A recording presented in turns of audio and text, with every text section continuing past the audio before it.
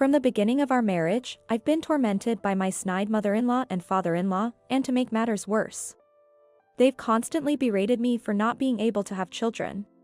To add insult to injury, even my husband, who was supposed to support me, said to me, "My sister-in-law is young and beautiful, and unlike you. She's had kids right away." I'm honestly jealous of my brother. Moreover, my mother-in-law accused me of being infertile because I was having an affair and claimed she had caught me on a hidden camera as proof of my so-called infidelity. So, I devised a plan and called a family gathering under the pretext of celebrating my nephew's birthday, where I proposed we watch the evidence of my alleged affair that my mother-in-law was talking about. Upon viewing it, words like, "I knew it," slipped out in despair from my sister-in-law, Ken, and my father-in-law. My name is Mia, I'm 34 years old. I work in the international business division of a mid-sized trading company. I live with my husband Ken, who is the same age as me and works at a steel manufacturer, and my in-laws. We don't have any children yet. I met my husband at a dating event that a friend invited me to. By my 4th year on the job, I was finally getting the hang of it and starting to enjoy it, so I wasn't very interested in getting married. But I couldn't refuse my college friend who insisted, "You have to come." So, my main interest was solely focused on the special menus that each restaurant had prepared for the dating event. Literally, a case of a bread is better than the songs of birds. I felt somewhat detached from my friend who was actively mingling, but it turned out that she had become close to a man who was there with Ken.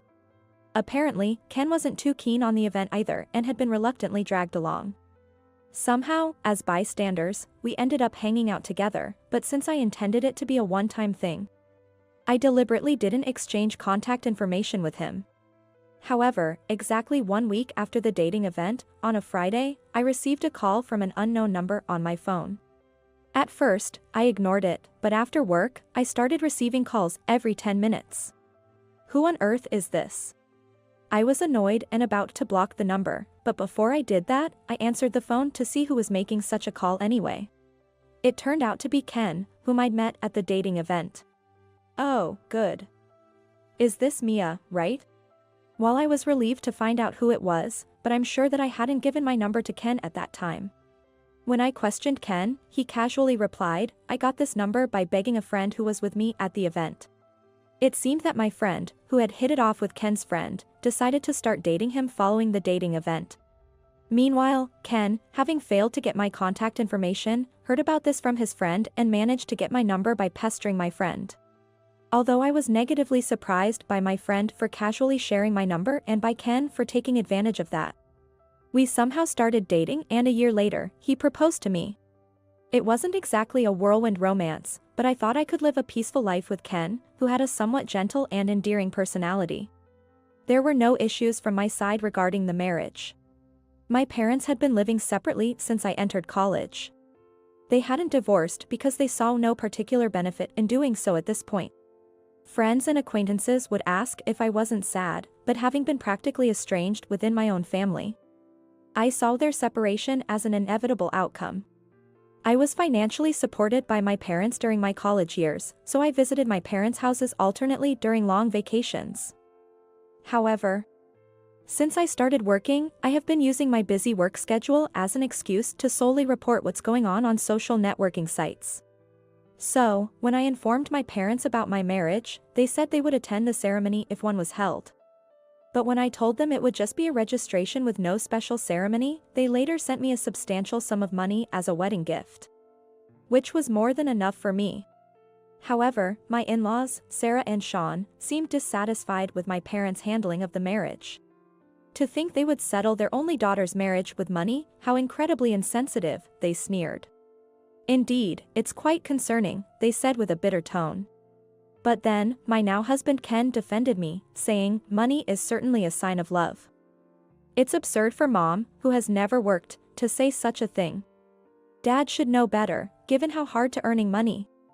I felt truly happy for choosing him. However, about 4 years into our marriage, things started to take a turn for the worse. The first sign was my promotion. I had worked diligently in my assigned department since joining the company and decided to take the promotion exam that year. When I passed, I was told, Mia, you mentioned in your interview that you wanted to work globally in the future, right? How about starting in the international business division to gain some experience? I was thrilled that my efforts were recognized and I thought I would be able to share that joy with Ken. But when I told him, he became visibly upset and lashed out, "Oh, okay. And what are you trying to say? That you've climbed the ladder? That you're some big shot now?" Surprised by Ken's reaction, I wondered if I had said something to offend him and apologized. "I'm sorry. I didn't mean it like that." However, Ken retorted, "See, you playing the victim like that just proves you're looking down on me." And angrily threw his beer can into the trash before slamming the door and leaving our apartment. He didn't return for a week. He wouldn't read my texts or answer my calls. I even called his office, but they said he was out, and I could only confirm that he was safe. I considered waiting for him outside his office, but I didn't want to embarrass him. So, I decided to go to my in-laws' house to discuss the situation with them. I knew I'd be blamed, but I had no other choice. Despite the sudden visit, I was surprised at how smoothly I was let in, but as soon as I stepped into the living room, I was frozen by Ken's tirade. "What do you want now? You've come all this way to mock me some more, is that it?" Of course, I immediately said that wasn't my intention and that I would apologize if I had caused any misunderstanding. But Ken was as unreceptive as ever. What's worse, my in-laws joined in blaming me. "Just because you both work, doesn't mean you get to act all snobby. Don't you know that's not how a wife should behave? This is exactly why we were against this marriage from such an insane family." Sarah started cursing me as loudly as Ken. From there, it was just an endless lecture about how I was to blame for hurting their son's ego, no matter what I said. Finally, they said, "Ken doesn't want to return to the apartment you two lived in. If you don't want a divorce, then move out of that apartment and come live here with us. We'll teach you how to be a proper wife." In hindsight, I wonder why I didn't just agree to a divorce right then and there. But at that time, I still had feelings for Ken, and having grown up watching my parents live as a married couple in name only, I was perhaps making misguided reflections about not understanding what marriage was. Soon after, I did as my mother-in-law suggested, moved out of the apartment, and started living with my in-laws. My in-laws were extremely pleased with this, and I soon understood why. It turned out that Ken's older brother by 3 years, Evan, who had been living with them, left the house about 3 months before my promotion, saying he wanted to live alone because he had found a girlfriend. Sarah, who had adored Evan, who graduated from a more prestigious university than Ken, was shocked and deeply distressed by his sudden departure. But the problem wasn't just the emotional shock. Evan's departure also meant the loss of the financial contributions he had been making to the household, which was a major issue. My in-laws are vain and like to show off, often hosting gatherings with relatives, serving them expensive drinks and food. Evan's financial contributions had been their lifeline. As my father-in-law's earnings from his post-retirement job were insufficient to cover their lavish spending, they had convinced Ken, who had come home to vent, to move in with them, and that was the real story behind our living situation. Ken, for his part, seemed to enjoy the sudden attention after always feeling inferior to his accomplished brother. When I realized this, it was as if scales fell from my eyes, but more trouble was to come. Soon after, Evan married his girlfriend Kelly, who turned out to be quite a handful. Kelly was 6 years younger than Evan and 2 years younger than both Ken and myself. She appeared fragile and delicate, the kind that stirs the protective instincts in men. This was true for both Sean and Ken, who became visibly restless whenever Kelly visited and acted like her followers. Sarah, not amused by this, began to berate me, saying, "Ken is smitten with his brother's wife because you lack charm. If you just give birth to a grandchild, my husband would settle down as a grandfather." She even went so far as to suggest I quit my job to focus on getting pregnant. However, due to my in-laws' extravagant spending, the household expenses were skyrocketing, and Ken's salary alone couldn't cover them. Even when I showed them a document from the household budgeting software and explained this, they dismissed it, saying, "That's just because you're bad at managing money." Always full of excuses. Then, Kelly became pregnant. Sarah, who had disliked Kelly, suddenly became obsessed with her first grandchild. She doting on her grandson Justin immensely. This led her to eagerly welcome Kelly's visits, which she had previously avoided, and even say things like, "Oh, how wonderful it would be to live under the same roof as such a lovely grandchild." Ken then started to throw remarks at me, dripping with sarcasm. "Exactly. Kelly is young and beautiful, and unlike you. She gave birth to a child right away. I'm really envious of my brother." Sean chimed in, "That's right. Maybe we should just kick out the daughter-in-law who can't bear children and have Evan's family move in with us instead," he said carelessly. By then, even I started thinking, indeed, since we don't have children, perhaps leaving Ken and this house might be an option. Then, as if on cue, Kelly became pregnant with her second child. Sarah's obsession with her grandchildren intensified, and her treatment of me became even harsher. And somehow, she came up with the absurd theory and said, "The reason you can't have children must be because you're having an affair. You're just worried you won't know if the child is Ken's or your lover's." I was dumbfounded and chose to ignore her, but one evening, I noticed Sarah smirking at me. Confused, I asked what was going on, and she said, "You were indeed having an affair." Just as I suspected, and to my questioning Sean and Ken. She declared, "I've got proof of her affair on a hidden camera. I hired a professional, so it's foolproof," and burst out laughing joyfully. Hearing this, Sean and Ken were momentarily shocked, but then, influenced by Sarah's confidence, they said, "If that's true, then it's grounds for divorce." Of course. At that point, I said, "Understood. Then, I will take this opportunity at Justin's birthday celebration next week, which we had already planned, to explain the situation to all the relatives gathered there." The birthday celebration for Justin, organized by extravagant-loving Sarah, turned out to be a lavish affair with a banquet hall in a hotel reserved just for us. The invited relatives seemed somewhat fed up with Sarah's boasting but appeared to enjoy the food and drinks. As the party was winding down and I took the microphone to speak, everyone turned their attention to me, wondering what was happening. I began. "I apologize for interrupting your conversations, but I have a brief announcement to make to all of you gathered here today." The crowd murmured in confusion, while my in-laws and Ken, assuming I was about to admit my guilt and discuss divorce, smirked just as they had before. The guests of honor today, the family of Evan, were also present. Upon my signal to the staff, a screen was lowered behind me. As the projector was brought in and the lights dimmed, everyone's attention turned to the screen as the video began to play. The video started with footage of a suspicious-looking hotel district, and as one particular hotel entrance came into focus, Ken, Sean, and Kelly's faces began to pale, as expected. However, Sarah, unaware of what was about to unfold, looked around curiously, oblivious to the tension among the three. The next moment, a clear shot captured by the camera elicited a collective gasp of surprise from the relatives. And for good reason.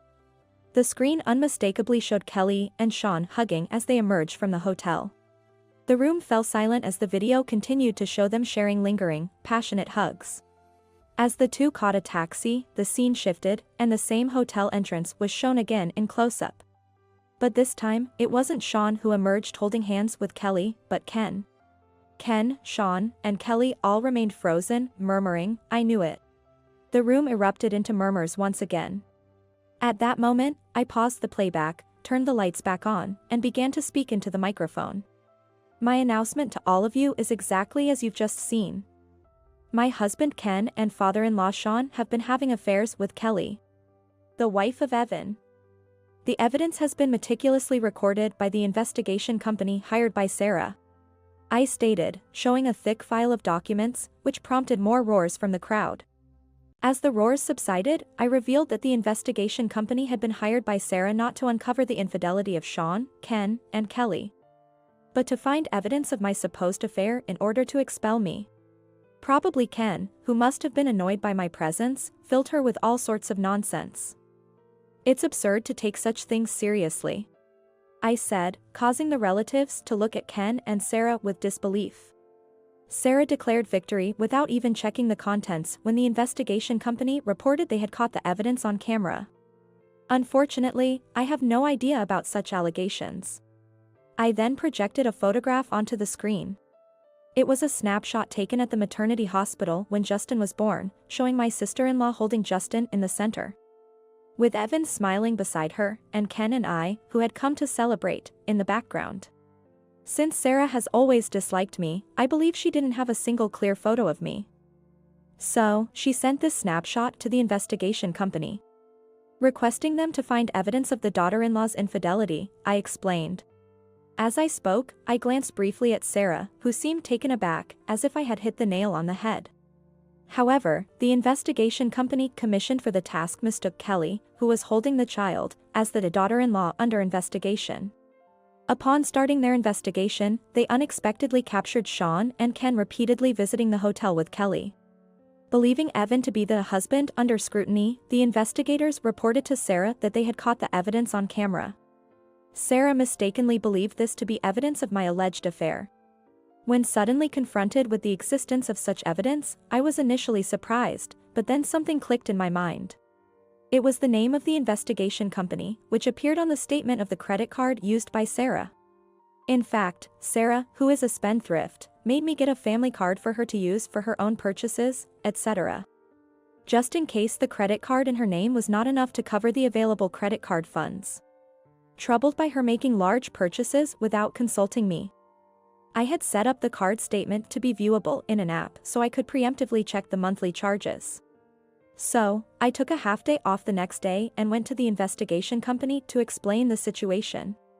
I then commissioned a new investigation myself. The investigation company, realizing their mistake, eagerly accepted the task to make amends. They quickly provided the results, hence the evidence presented today. As the screen was removed and the lights brightened, Kelly, Sean, and Ken all had pale faces. I approached the great-aunt and uncle, whom my in-laws greatly respected, and requested, I apologize for the inconvenience. But I prefer not to expose the children, especially Justin, to the following discussion. Could someone please take them to another room? The great-aunt and uncle immediately approached Kelly, took Justin, and handed him over to their own children. The other children were also led to another room by several women, leaving behind furious relatives, dazed Sarah, and a bewildered Evan. Only Kelly, Sean, and Ken remained, shrinking under the stern glares of the relatives. Then, Sarah, previously trembling, leaped towards Kelly, shouting, "What have you done? Betraying me and Evan with Sean and Ken." She lunged at Kelly. Several relatives rushed to stop her, but Kelly was already petrified. Sean and Ken were similarly frightened. However, I decided to deliver the final blow to them. Regrettably, given the circumstances, I will be divorcing Ken. I apologize for any inconvenience caused to everyone here. According to the investigation company, the improper relations between these three have been ongoing and not just recent. Reconciliation is impossible, I announced, then pretended to stumble, adding, after reviewing the investigation results, I've been tormented by the thought that Justin, and even the child Kelly is currently carrying, might belong to Sean or Ken. Then, the remaining women in the venue rushed over and rubbed my back and took my arms to support me, and said to the three of them, "What shameless people you are. You are all disgusting, poor you." They started cursing. The men looked on with disdain, surrounding the three with cold stares. Silenced by the disapproval, Sean and Ken could do nothing but stand there as the only sounds in the room were Sarah's ranting and Kelly's sobbing.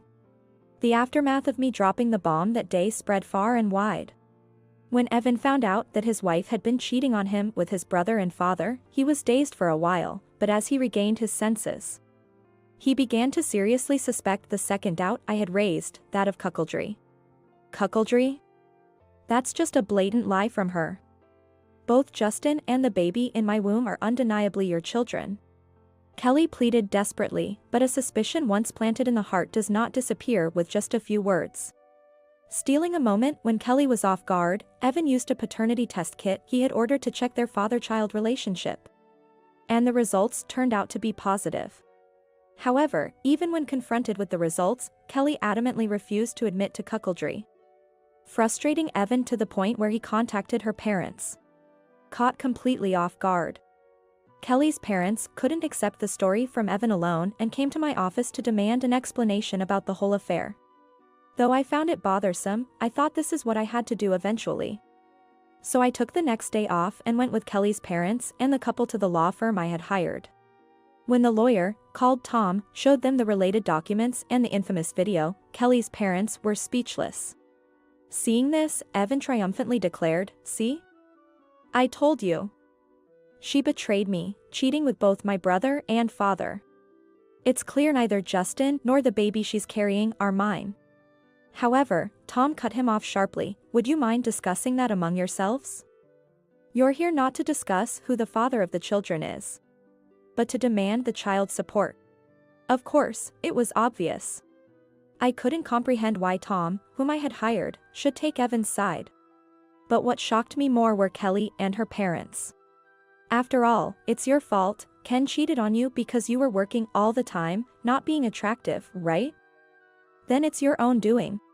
Kelly retorted mockingly, but I replied, "Is that so? Then we'll have to let a third party decide who's right, perhaps a judge." The ones who turned pale at that moment were Kelly's parents. And no wonder, since both of them were teachers at a prestigious girls' school in a local area. The idea of their daughter, who was supposed to embody the ideals of a good wife and wise mother, had a sordid affair and cuckoldry with her brother-in-law and father-in-law would definitely tarnish their reputation. Upon hearing the word trial, Kelly's parents immediately begged, "We sincerely apologize."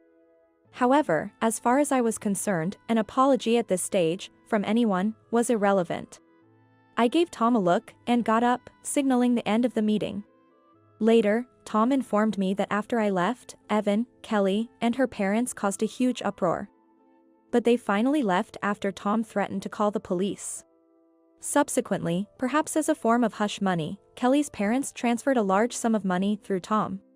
Given this turn of events, what happened to Evan and Kelly was of no consequence to me, but around the same time, I learned about the fate of my in-laws through Ken, who had also demanded asset division. According to Ken, Evan filed for divorce. Furthermore, he refused to pay child support for Justin and also for the unborn child unless a DNA test proved he was the father. He declared he would file for denial of paternity as soon as the child was born. Fearing the worst, Kelly's parents, against her wishes, forced her to undergo prenatal testing. Turns out, the father of the unborn child was indeed not Evan but, astonishingly, Ken. Furthermore, the revelation that Justin's father was Sean made the situation beyond redemption.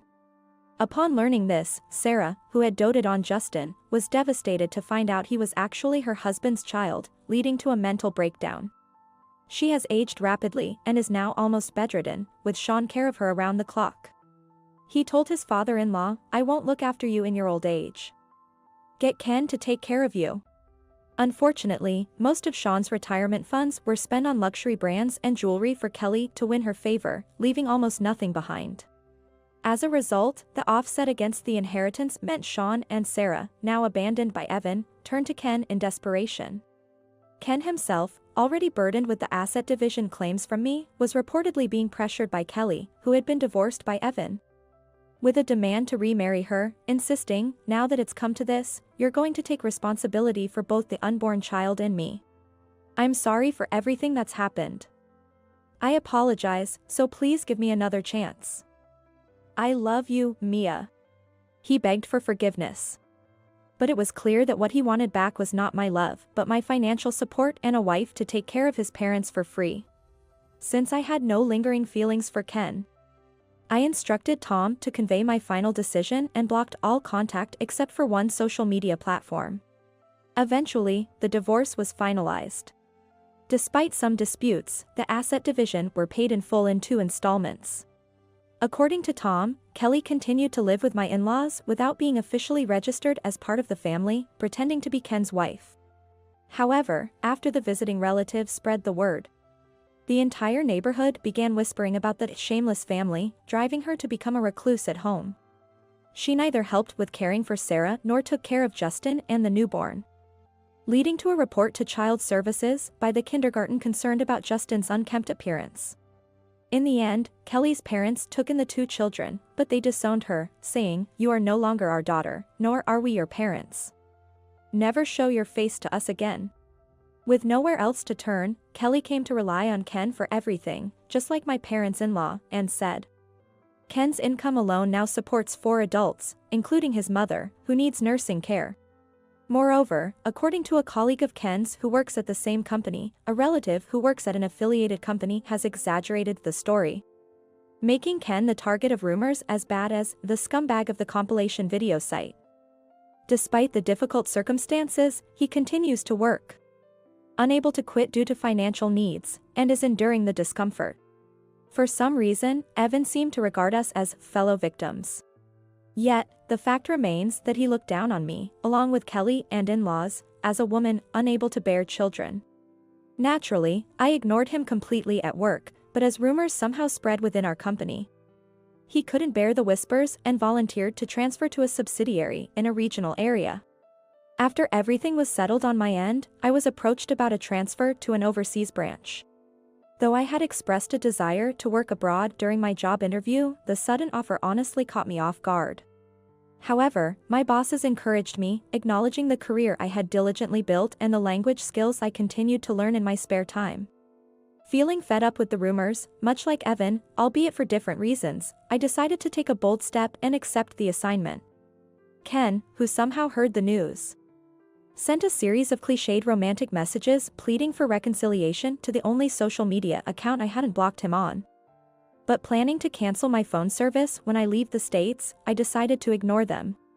Despite all that happened, cutting ties with that in-law family felt like a stroke of luck.